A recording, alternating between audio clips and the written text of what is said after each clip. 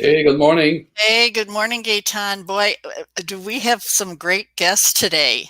Yes, Yeah, please talk to us about it. well, this is a couple. Their name's Roman and Barbara Gottfried. I actually met Roman on LinkedIn and found out that he does a different type of training that I've never heard of before, but is so much in line with what we love in the Dog Connection show, which is he and Barbara train from the heart level to help the dogs as well as their human companions, help Mhm. them to connect on not only an empathetic and compassionate level, but on an emotional level so that the love is there and that the respect is there. And Barbara helps to heal the dogs by massaging them and giving them some energy therapy, and it's wonderful. And Roman goes into the healing and then also the training of the dog. And with the combination of it all together, his success ratio has been phenomenal. I So cannot wait to meet them now. I love to introduce you to Roman and Barbara Gottfried. Hi Hey, guys. hey, good morning. Good morning. Hello. Good morning. We're so excited to have you here. We figured that we'll start out with, I know you told me a story yesterday. How did you guys meet and decide it was a match in heaven to help dogs? You want to tell them or should Yeah, I? you do Okay. So we met online. I asked him to help me with my dog. This little white guy. I don't know if you can see him. He got really dog aggressive.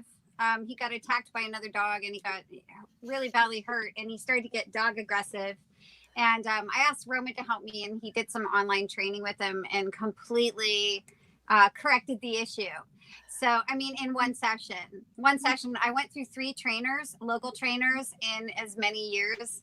And Roman fixed it in one 45-minute session on the phone with me.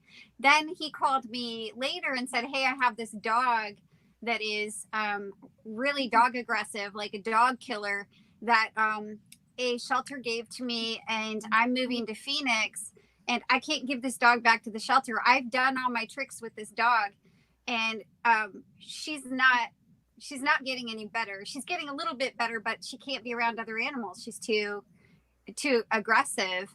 And so he said, "Have you ever done healing session on animal for behavior issues before?" And I said, "No." "But why not? Let's just try it." So we did a trade. He worked on my aggressive dog and I worked on his aggressive dog in my own way. And that dog, within a couple of days, he noticed huge changes just from one session. So he took her to this place in Austin, Texas it's a daycare, but he's got free roaming large breed dogs, like 30 dogs on a couple of acres of land. Brought her in there. She stayed there for 2 weeks with not one incident and actually it was a month and ended up getting adopted immediately after because he was worried if I take this dog back to the shelter, they're going to put her down because she's too aggressive. So that's how we started working together and it just kind of went on from there. Wow, wow. Yeah. And then we got married. Hey, we got a couple of friends we wanna reach out to here. This is I'm not going to read all of the. Well, looking forward to watching your show. This is my stepson. Ah, Hi, Chuck. And hello. this is Tony. Hi, Tony. Glad you're Oh, here. And yep. Paul, I woke you up this morning, Paul. I'm sorry. He's from Australia, and I'm texting him, not realizing it was 3 in the morning his time. Yeah, it's like 14 hours or Yeah, something. right. I'm so Yeah. sorry, Paul. Well, glad everyone's here with us. Well, okay, let's go on to the next question. Gaetan, you want to take this one? Sure. Uh, can you talk to me about who's the Gutfry family? Who are you? Where are you from, and where are you living now? Um, yeah, I was born in Greece. My parents are Austrian. One side and my second side is Greek, so I'm Greek Austrian.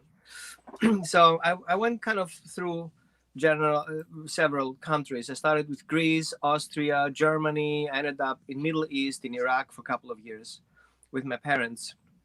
And through this period, I always was involved with animals. From there, I got my first traumatic experience losing a dog, a Saluki, if you guys are aware of. It's a very local dog there. And so somebody opened the gate and the dog left, and I was 6 years old, and the dog got killed by a car in front of me. And so Oh I, gosh, I what an totally engram. failed. Wow.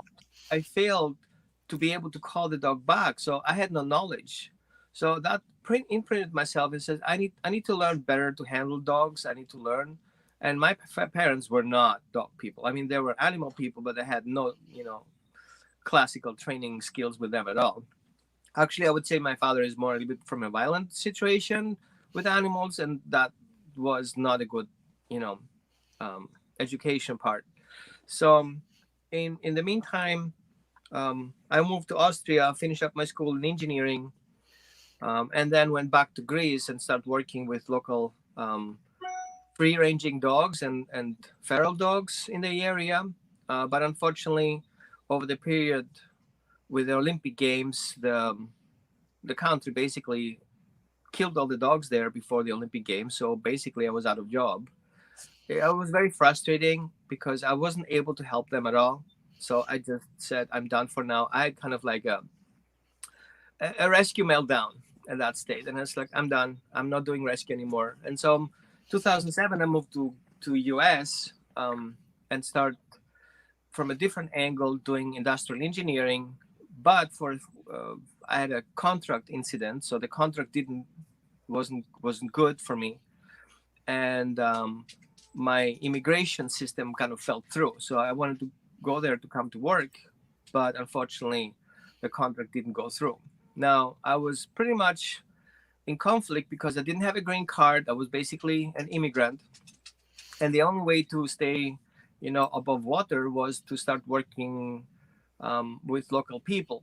So a friend of mine who is acupuncturist told me, like, you're good with dogs. Why don't you do some dog training? I was like, I'm not a dog trainer. So many dog trainers out there, they're doing pretty good, I guess. And he says, no, you don't. You have a completely different way. So I didn't believe it at all. I was kind of like not trusting myself. So he started printing cards for me and started spreading it in the area, and started getting phone calls. And I was like, where you got my phone number from? Well, I found it in your card, business card. And I was like, I don't have business cards. So the funny part was, like, I ended up dog training without having a clue about it, like from a business perspective. And I ended up in a year from that day working with local rescues and local shelters, including New York, Manhattan Animal Shelter, getting dogs in that were in euthanasia list from different rescues, pulled there, and I had to work them. I ended up having 13 dogs at a time at my property, plus 2 dogs on my own. And this is how I got very involved into foster and training. At the same time, I had a dog walking business. That was my first, thing getting money in. The rescues I would do for free. So I would try to get as many jobs as possible doing dog walking and dog training so I can afford the dog behavior modification for the rescues. But the model didn't end up well because I didn't have time to do my work, but I had to spend more time for the rescues. So I had to change again my model. So I started taking less dogs in and I started educating people so they don't need to hire me. And then I moved in from training and boarding into educating fosters and shelters and rescues to do what I do, which I believe was simple. However, I was in a dark training place. I would call myself beyond balanced trainer. So I was more aversive trainer. I was collars and show collars and choke collars, and I didn't feel good about it, but that's what the industry told me to do. So if you're not doing that, you're not a dog trainer. Right, yeah. I don't feel good about it. So God's feeling was that the methods that I applied on one particular dog, it was Ziggy's, was a 3-legged dog. That's a whole story on its own. I was called in by Long Island shelter. It's called, I missed the name right now. Don't worry about it. Yeah, Hempstead Animal Shelter. And they had this adoption event, the first event ever, bully breed adoption event, because they were the first time a non-kill shelter. So what they did was they called a couple of famous trainers there, and only 2 showed up. One was me. And we had to take the dogs out of there. For that, they will promote us. So it doesn't matter who, pulled 30 dogs from there, and I got left with 1. And that was the worst one ever, to the point that even the animal control officer told me like, "Are you sure you want to take that He's dog?" really violent. Yeah, he was fed by a drawer open, food in, drawer closed. It was there. He's like Whoa. a collector of dogs. So I took them, started working with them, and these methods didn't work at all. So I had to kind of come from a different angle. I said, how about I just try, listen to my guts and what my higher self tells me to do, and I'm not buying into that what I have to do as a trainer. And that pushed me the first time into the holistic approach. Start changing food, start improving his health conditions. I worked very closely with a very, very well-known Dr. John Robb, who was in Connecticut at the time with me. And so he helped me avoid vaccinations, avoid over vaccinations, and start doing some healthy treatment. I started working with Dr. Goldstein, who was the holistic veterinarian in the area. Got him and supplements, and that dog changed in a short period of time, doing chemical detox, healthy food, and start doing some energy work. I started doing a little bit of Reiki back then. I had no clue about energy at all. I just felt I need to do that. Mm-hmm. It's almost instinctive, isn't it? Yeah, it's instinctive. Like you want to reach out and you want to touch them. You want to calm them down, just like you would want of yourself. You Correct. give to your dog. Perfect. I'm loving this story. I'm so impressed. At some point, I felt I was missing a point because I didn't have that contact with that dog yet. The dog was still violent. Every time I opened the crate, he will attack me. So I had a bite suit on. So that's how we went through the day. And I felt one day I was very frustrated, and I was thinking about putting him down. And I said, I'll take the hit. The whole community is looking at my hands, and I guess I failed on that, right?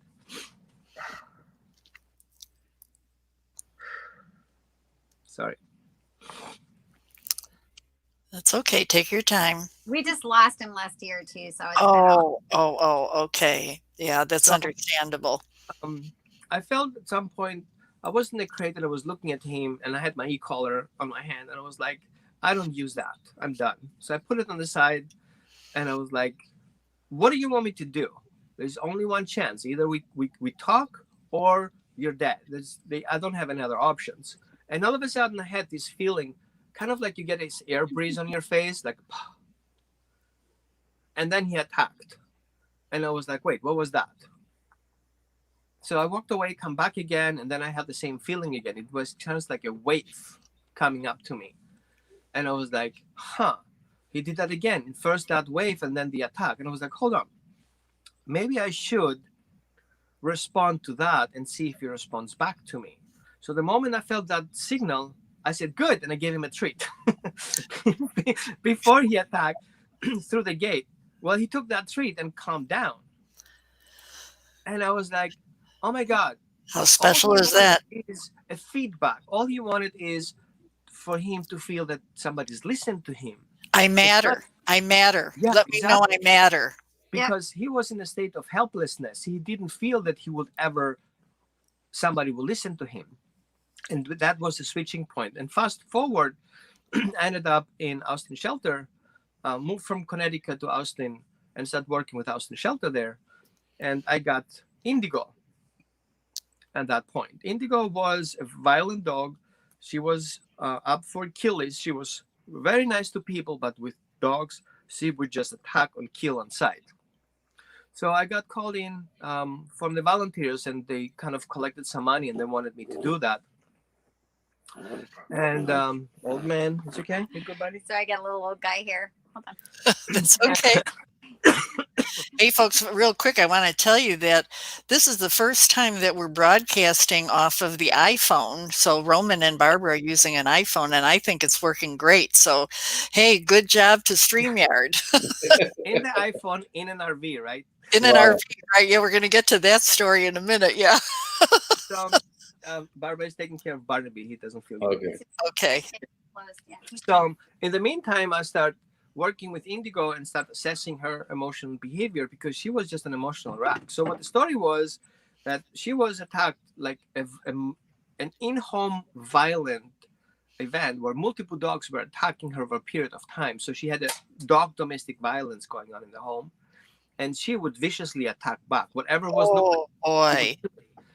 And so I bought the first time my fake dog. Her name is Sandy. Yeah, we're going to see a video of Indigo. And so I would like, I want to have security and safety assessing the situation without being scared killing a dog. So I brought in Sandy, and she was her first victim. But I have time to kind of observe and slow that video down, try to understand the concept, what she sees, how she reacts. And it's not visible in the video, but every time she would flank the dog on the side, walk away, and then make a U-turn and attack on the neck. So you will see on the video, she's running off. You want to with that watch the dog. video real quick now? Yeah, if you can. Do you want to? Okay, let's do that. Yeah. Not a happy time back then.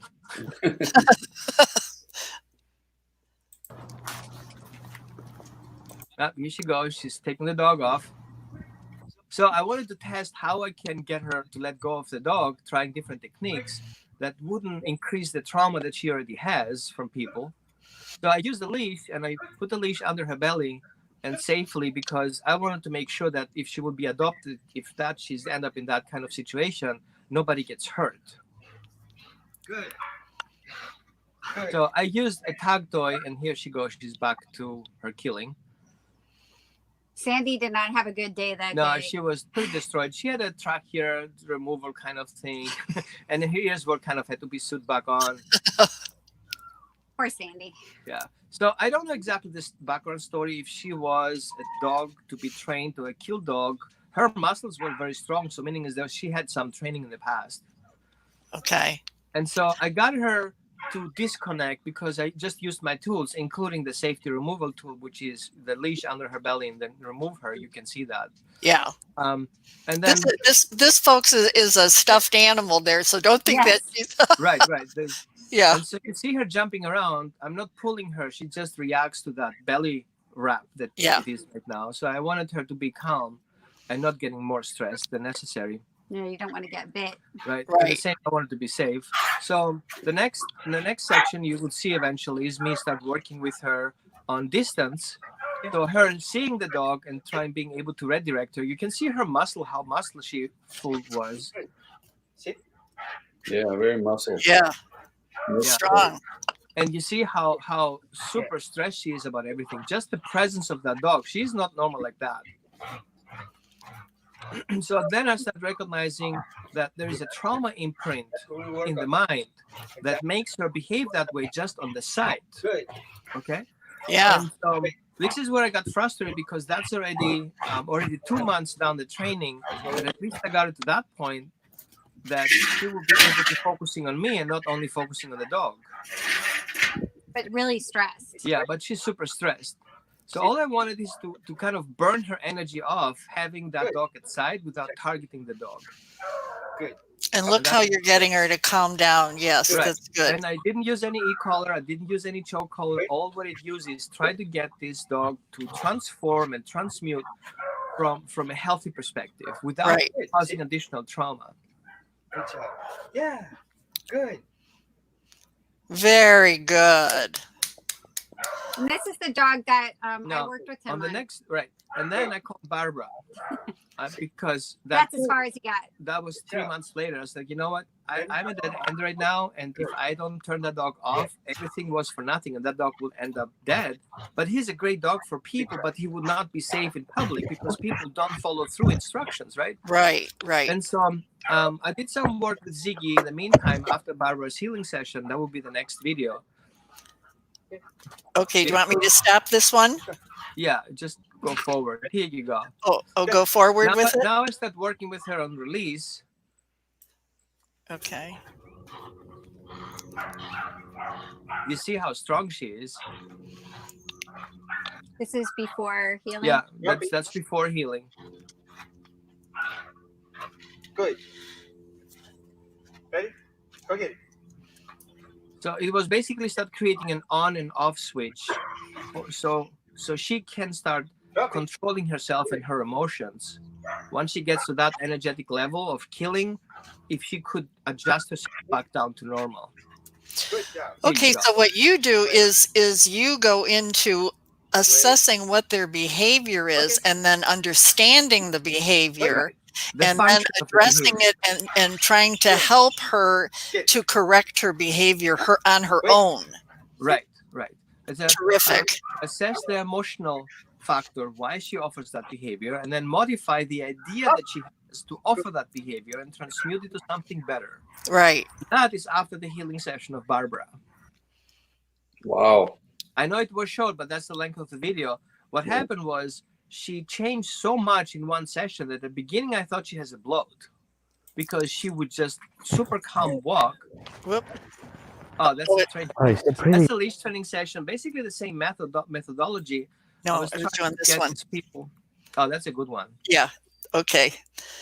Do we want to do this one now too, as long as we're here?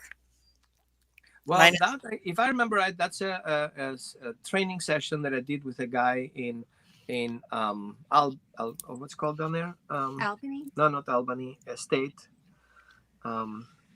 Anyway, down south, and so he had an aggressive dog. That's the dog in the picture, and he would not be good about people, so he would attack people. So he called the rescue. He wanted to surrender the rescue. The rescue moved, like referred him to me, and he called me to surrender the dog to me. And I said, dude, I don't do that. But what I can help you is transmute your dog. And he said, I work with 3 trainers, and everybody says I had to put the dog down because of aggression. How would you be able to help me over distance? I was Yeah. like, Person or animal? Person aggression or animal aggression? people aggression. Real quick, I'm going to say hi to some of the people that are here that are talking with us. We did Tony. We did Paul. Afternoon. Debbie. Good morning. My brother. Hi, Ron. And again, my son. And he's saying good afternoon. Okay. And Dale's here too. Dale's here. And Ron. Okay. All right. Thanks everyone for being here. Thank you. All right. Okay. So do you want me to play this video now, Roman? Yeah. Okay. Do we have a clear picture what we're looking at here? You can talk us through like you did before. Yeah. So what do we see here? Okay. Fast forward. Yeah, a little bit of a review. blah, blah, blah. Holistic dog training. What happened? The 1-year-old Great Pyrenees. Oh, you want me to fast forward on this? Yeah, that's fine. He's talking already. There we go. It's pretty long. Started developing a lot of problems, the biggest of which was aggression. It led to a few people being bit. And Oh, I remember this dog. Yeah, you remember him, right? Yeah. a lot of stress in my life. He is my first dog. So I was a newbie dog owner who had taken on a 100-pound aggressive rescue dog. So needless to say, I was way in over my head when I came to Roman.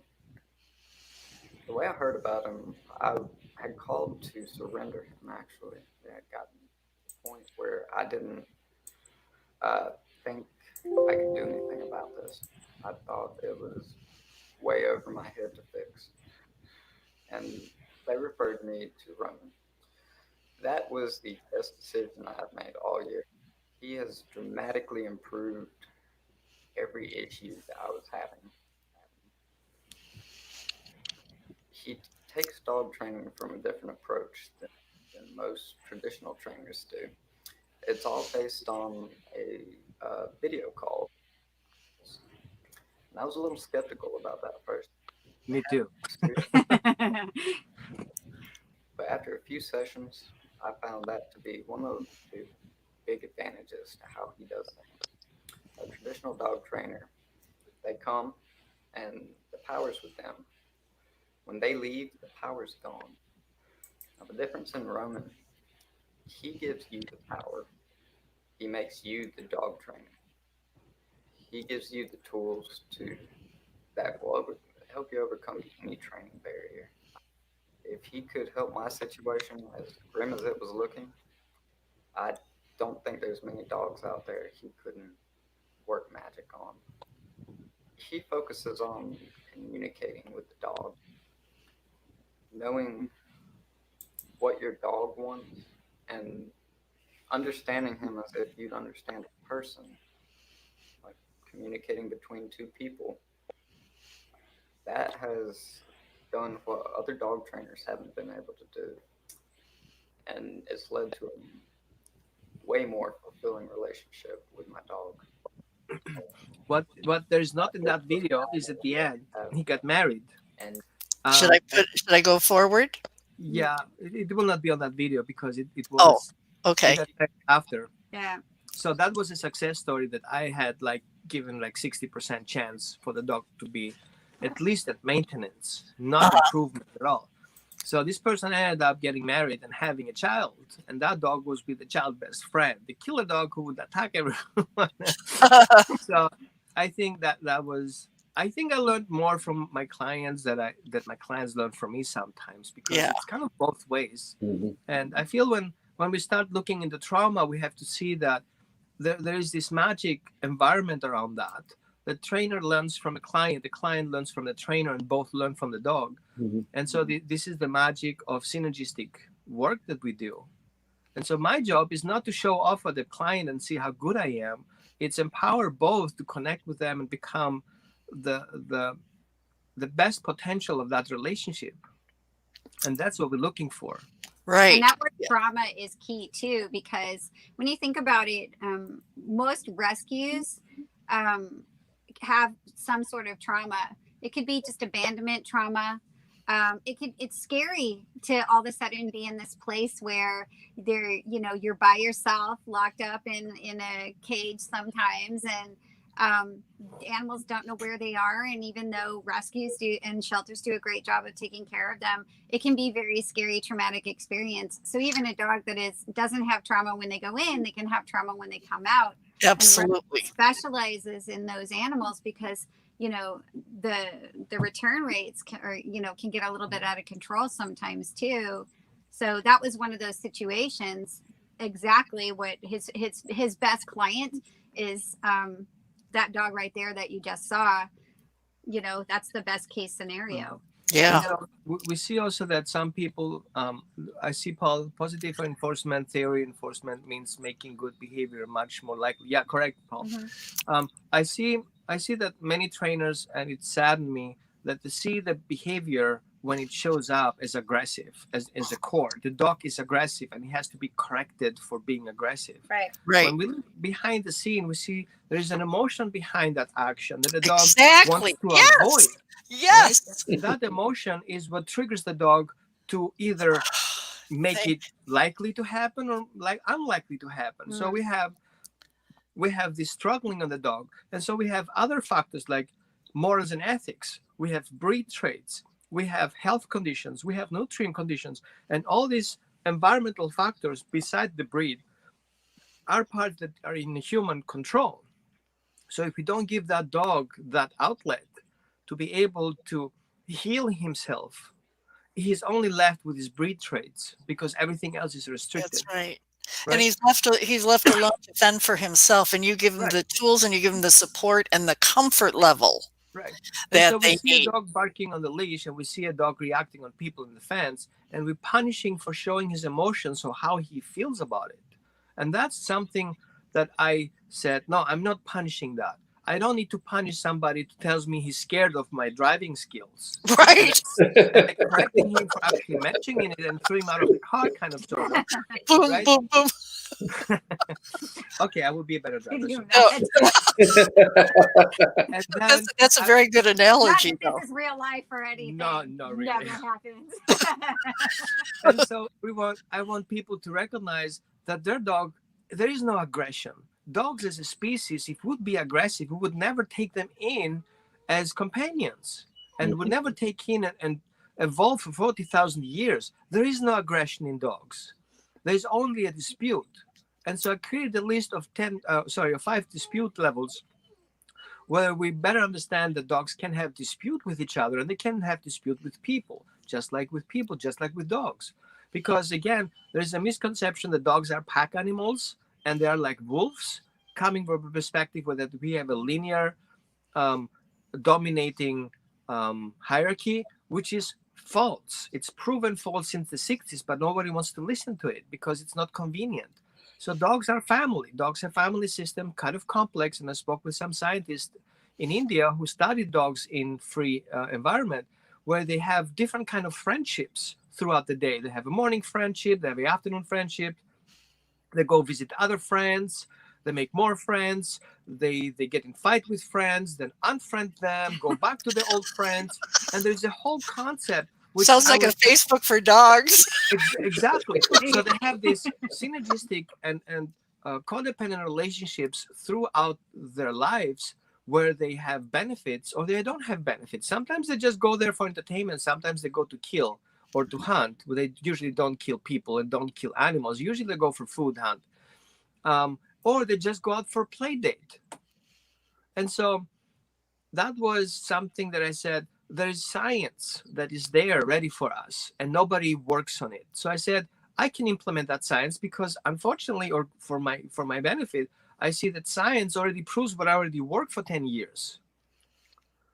And it's not just me, there are other people there that work too. The only thing is I just add the spiritual aspect to it that most of people don't dare to touch. Because Right. I can Can say, you talk a little bit more about that point, the yeah. spiritual dimension? So my spiritual perspective on dogs, we have 3 categories of dogs spiritually. We have healer, teachers, and companions. So the teacher is a high frequency dog that comes into our environment to help us evolve in our ascension process. These are not all the dogs, okay? Most of them are. Just like with our people, it's not everybody spiritual. Some people are just not interested in that at all.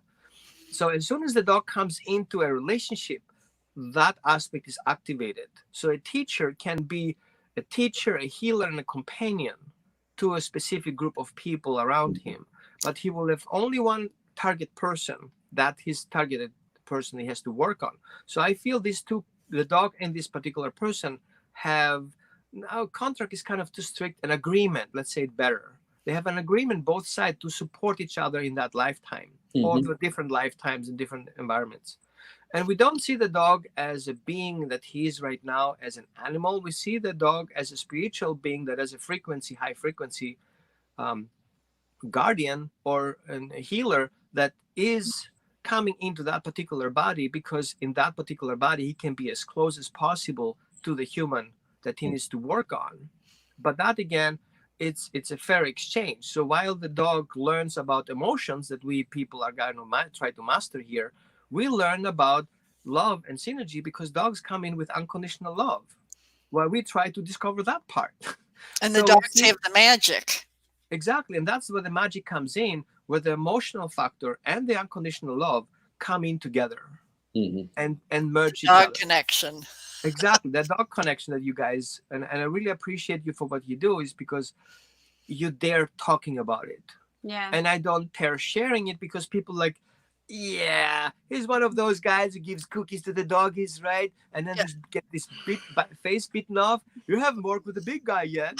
And I was like, oh, yes, I did. That's all he works on. Yeah. And actually specialize in large breeds. Like my big dog starts by 150 pounds and up, okay, that I consider difficult to work with. And some people have 2 or 3 or 5 dogs in each other from them. And what if those dogs get in a dog fight?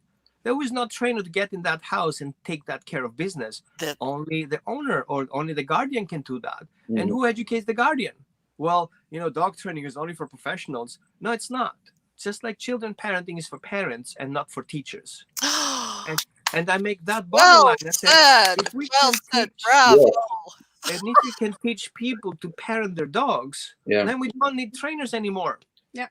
I would like to. The business. And the thing of it too is when he's talking about this that spiritual component of it, is that a lot of times when a dog comes into your space, especially a dog with trauma, sometimes what they're doing is they're mirroring your own trauma or they're mirroring your own challenges. Like a lot of times when you see a dog that has anxiety, chances are there's somebody in the home who has anxiety, has some kind of an anxiety disorder, or they're very super stressed all the time and stuff like that.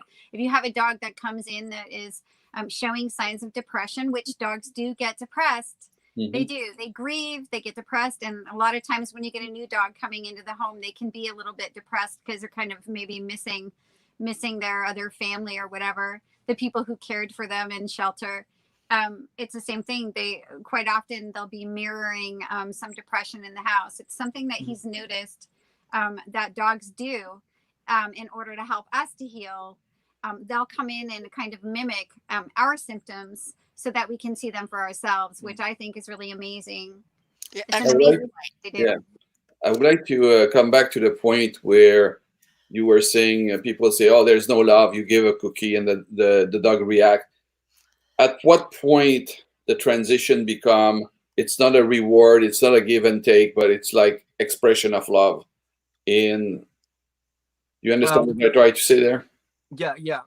I would say the way we think about love is not the way dogs understand. Hmm.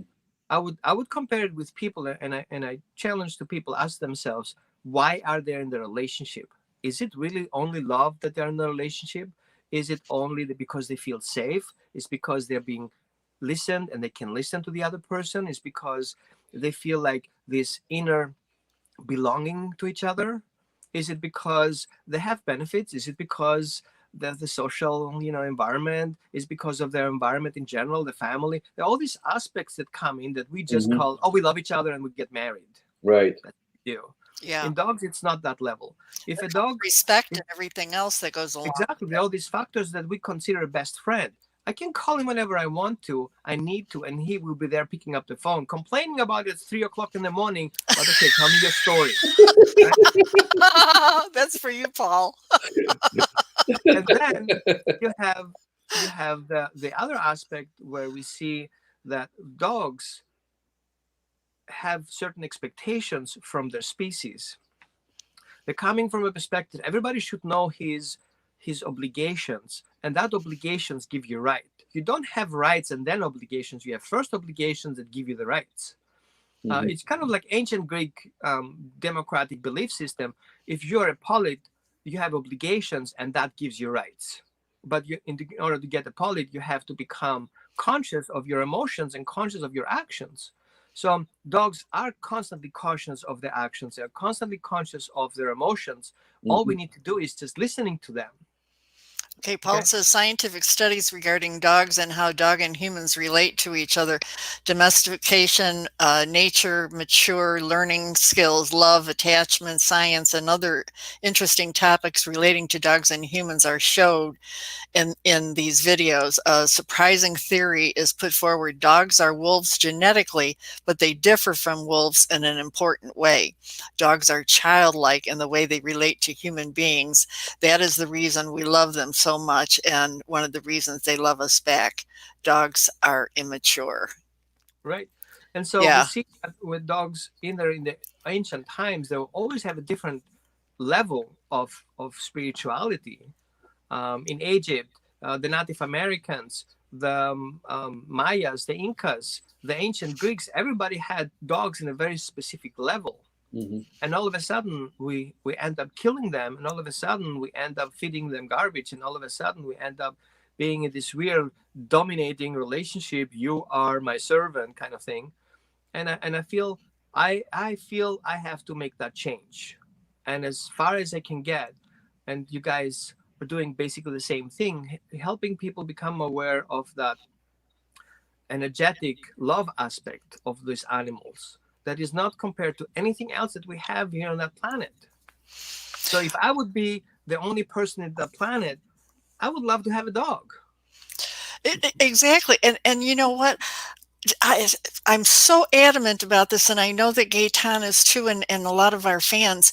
We have so much to learn from our dogs. They put a perfect example for us every single day, and we look at it as though, oh, it's just a dog. This is not a dog. This is a gift to humans that help us so that we can totally understand what's screwed up in our life.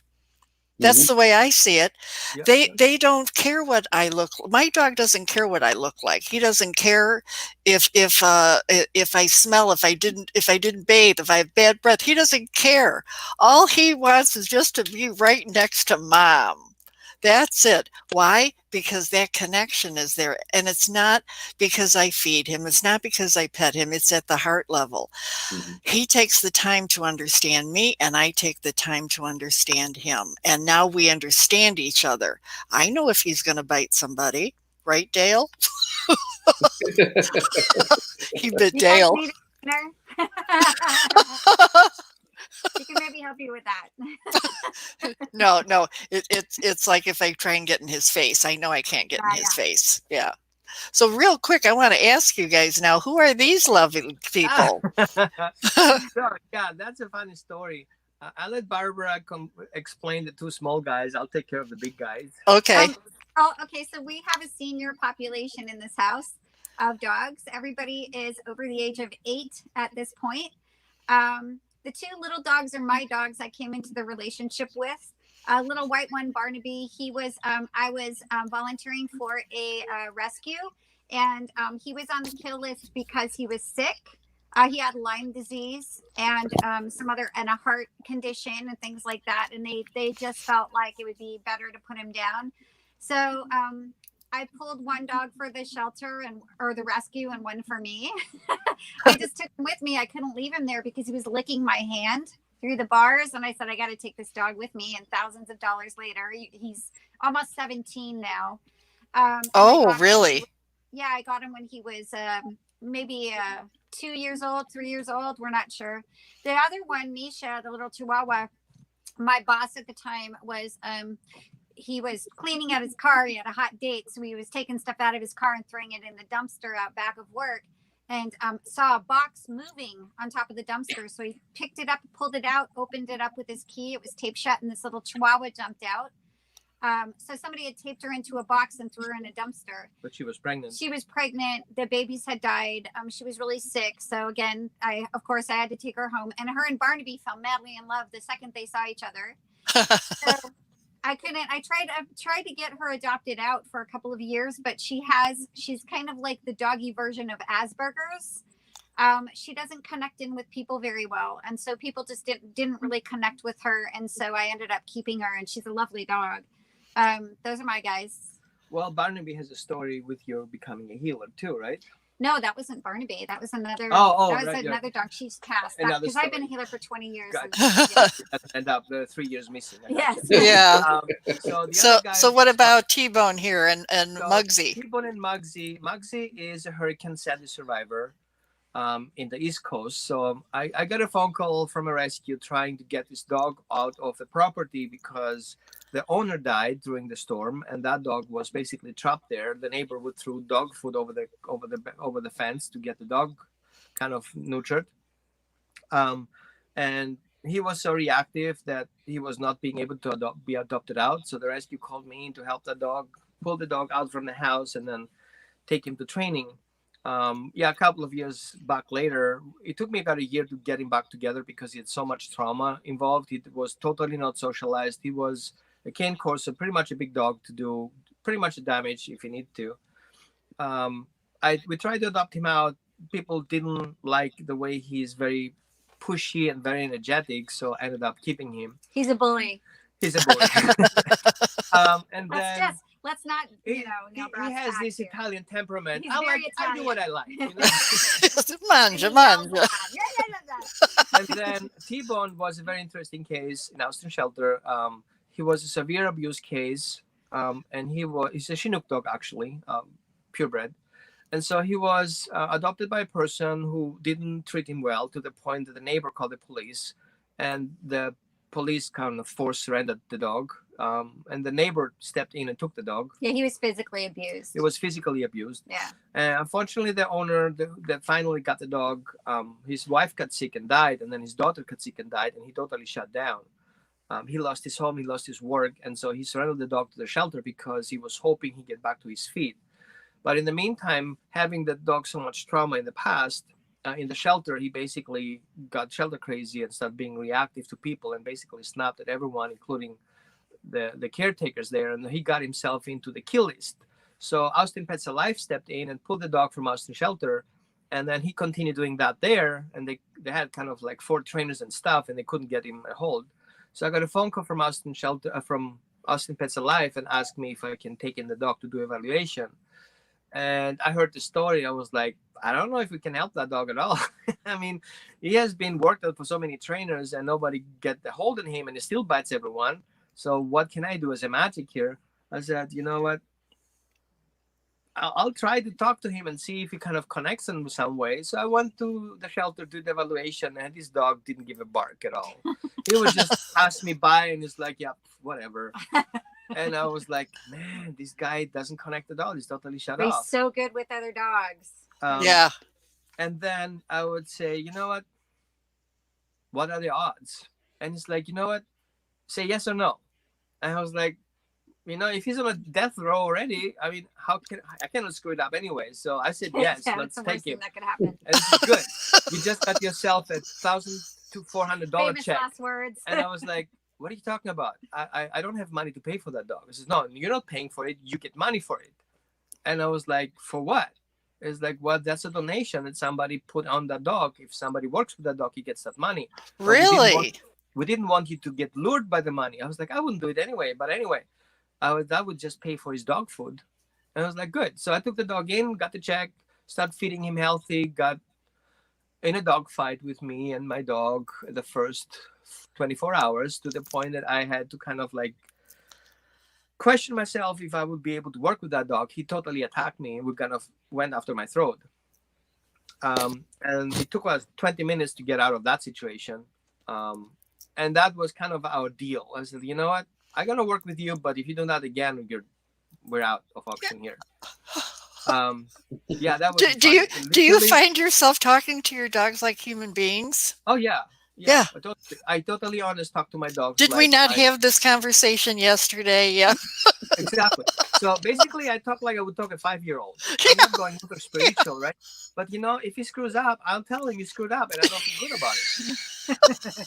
So we literally were on the floor choking each other, right? And he wanted to go after my thread. I was trying to hold him back, and he's pooping himself. I was peeing myself. So that was it on the floor. Everybody got wet. And then 20 minutes later, I said, you know what? That thing has to stop. So I'm gonna let go slowly. I'm gonna see how you behave, and if you go on to the next level, I have to. You're toast. Yeah. Yeah. I was really not a happy place to be. I'm telling you that. That was the last incident that happened after that, and since then it went only upwards. Honestly, I met this dog when I went out to Austin to visit. I was doing some training. And I went to go visit Roman, and the dog was there. I had no idea that there was anything wrong with T-Bone at all. So this was within 3 months of him getting him. Yeah. I might have been a little bit longer, but he was in the kitchen with all these little dogs running around, because Roman had a doggy daycare at the time. Yeah. And I walked up to the dog and I was scratching him and petting him, and he was fine. Never had Roman didn't say anything to me like, you might want to watch out, because his dog hasn't really been around a lot of other people. Yeah. People who were helping him at his daycare. So it was like he just wasn't ever around other people. He didn't say anything to me, which is probably a good thing, because I trusted T-Bone right off the bat. So in return, T-Bone kind of trusted me. I mean, I got nipped a couple of times when I did something he didn't like. Yeah. But, didn't break skin. It was kind of like, hey, you're being rude. Yeah. And I had to learn, because I didn't at the time know that much about training dogs either. So the funny part on this one was that this dog helped me a lot to go to the next level and better understand trauma. Yeah. A lot. And how deep trauma can go. And actually the trauma doesn't really sit in the body anymore. It sits outside of the body. And Barbara came in as a healer, and she coaches healers. She is a healer's healer and healer's coach. So I volunteered. I basically joined her mentoring class. She did an intuitive mentoring class for healers, and I was like, I want to know what you know. I would never do, but anyway, I was able to understand that what I was trying to do on the physical body wasn't possible anymore, because trauma sits in the outer layers of the energy field that I didn't have access to, but she had, and I wanted to know how that goes. So I learned it. By then I was already Reiki master, and I thought like, I know everything, but I was kind of like, whoa, I didn't know this. I didn't know that. So I started from scratch, going to the next level as a healer, basically stepping into my healing power. And then I said, well, I can combine healing work and animal training on one part, and don't make it different, make it seamlessly working together at the same time.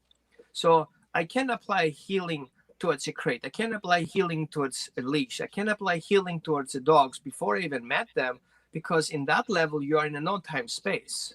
Mm-hmm. There's no distance. You are everywhere at the same time whenever you want and think of. Mm-hmm. And that was my great breakthrough. And then I understood that everything that happened around that dog was a trigger to a PTSD from lifting a newspaper, from opening a soda can, from opening a beer can, from lifting a spoon, a fork, making a noise, making a quick movement, wearing boots. Everything was a trigger. For And so, T-Bone? for T-Bone, T-Bone. yeah, he would attack Texas boots like for fun. Did not like the not cowboy rubber boots. boots, Texas boot in particular. Yeah. Not the black ones, the brown ones. Yeah. So, yeah, go figure, right? Yeah. Of which Roman had a pair. Who of does that? course. Alligator skin. And so we had to shape little by little, not only the behavior that we do with clicker training and positive reinforcement, we have to shape also the emotional factors on it. Yeah. And that was what basically I said, that's it. I will, from now on, I dare calling it holistic dog training. And I don't care what people think of. I will say I do healing work and I do dog training at the same time, because that's what it is. And I got a name for it. I was called the woo-woo trainer. Oh, jeez, yeah. Great. Yeah, well, that's But the thing. what? It works. Hire the woo-woo trainer, because that's what people were doing. They're like, well, hire that guy, even though Yeah. he's totally bonkers. But apparently he has much better, much better luck. And now when we came to Oregon, the first thing we started to do is we want to educate more trainers. We want to educate people to do what we do. And shelters and fosters. And I want people to recognize that even if you're a trainer and you have a trauma, you're going to work with a dog who's going to trigger that trauma, and then you have to deal with it. And so do you be prepared for it? Mm-hmm. Can you be prepared to work with a dog with this kind of trauma, because it will trigger you?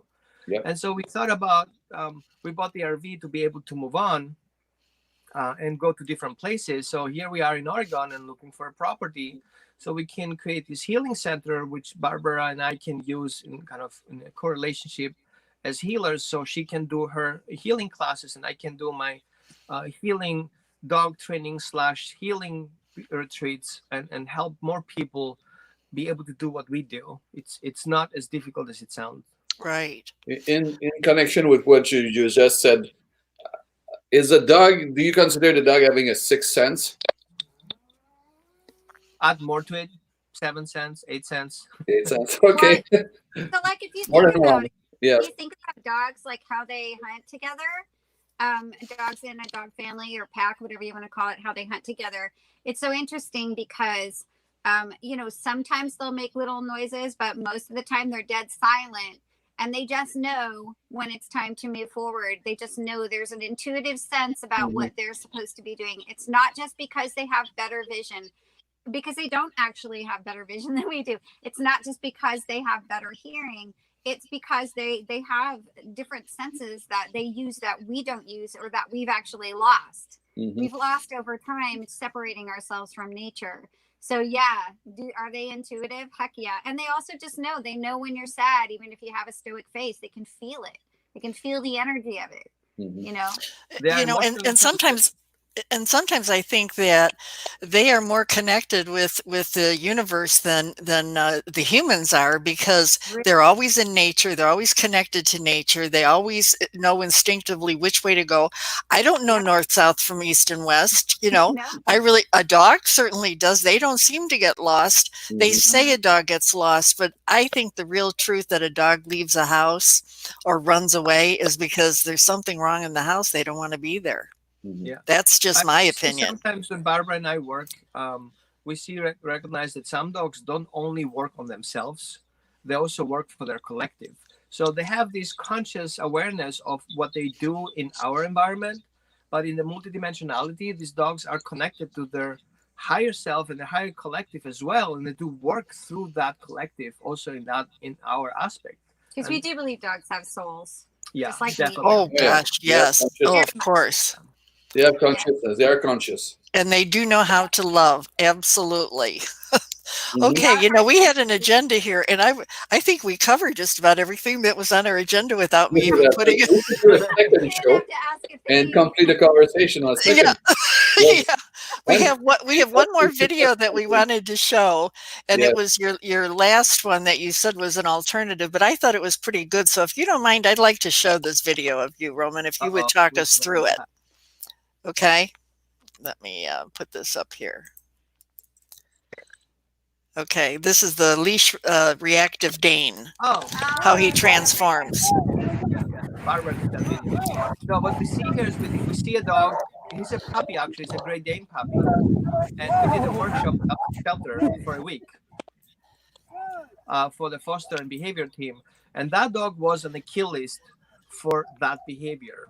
So he was considered dog aggressive, and all he wanted is to attack dogs, right?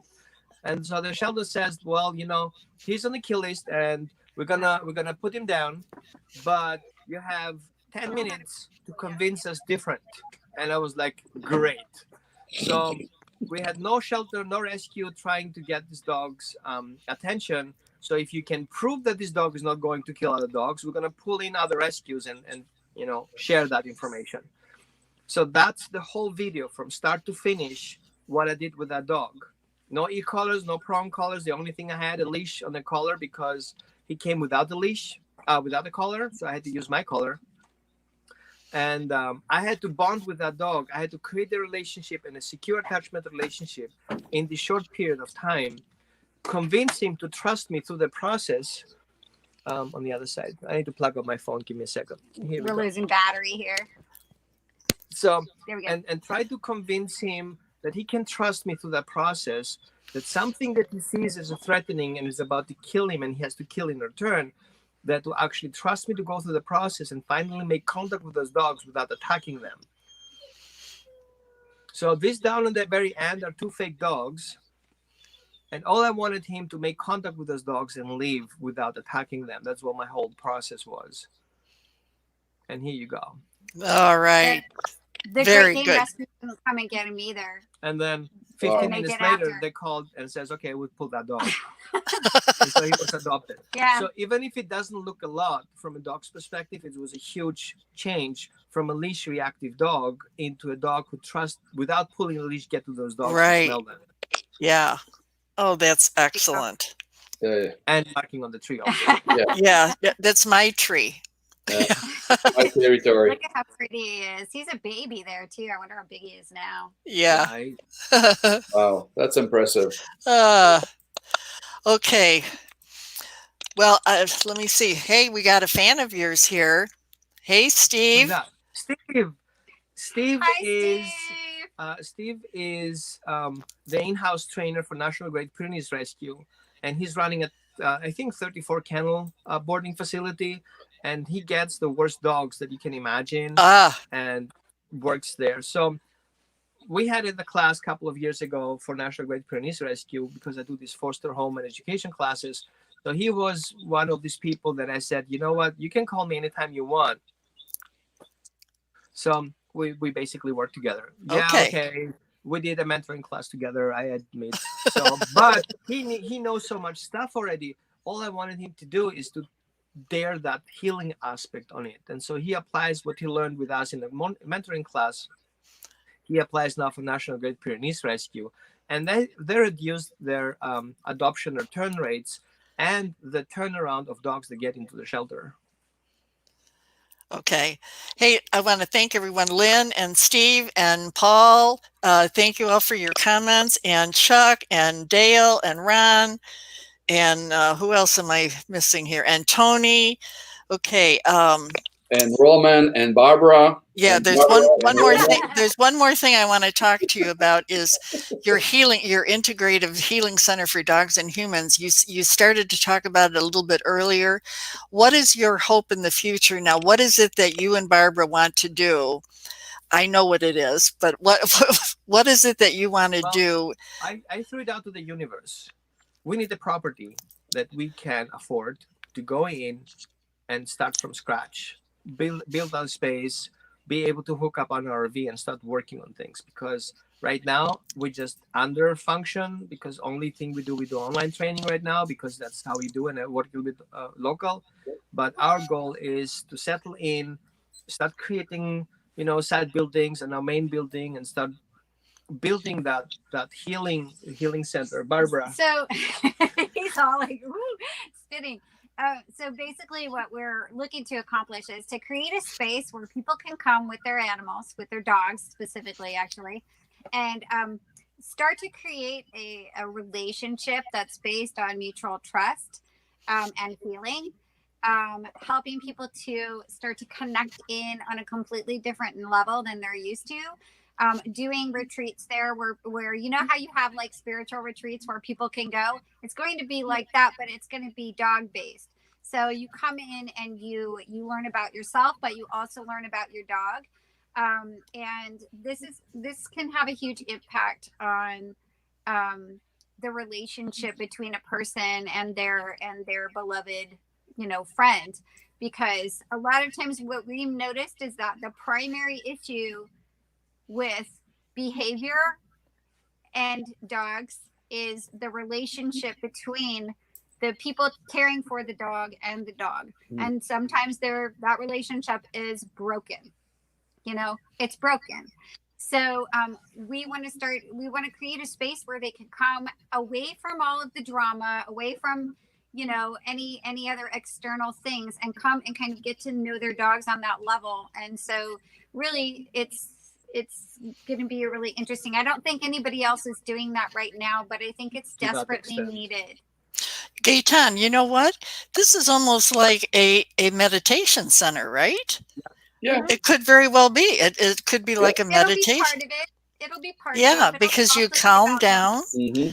and release your energy and your stress, and then you bring in the positive energy, and that happens through you, through the dog.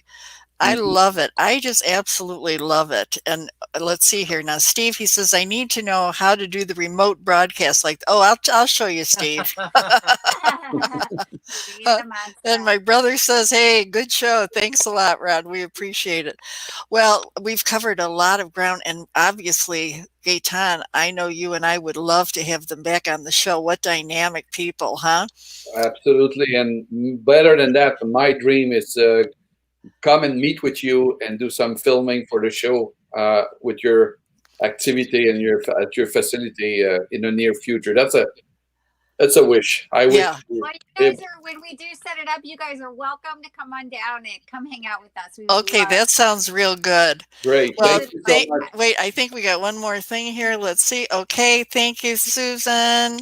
Oh, Susan, the Billy. Thank you, Steve. You guys. Yeah. Okay, you got some of your friends here, so that's great. Well, we appreciate everybody coming on today. Thanks for watching the show, and we will see you next Thursday. Thank you, Barbara. Thank you, Roman. Thank you, guys. Bye.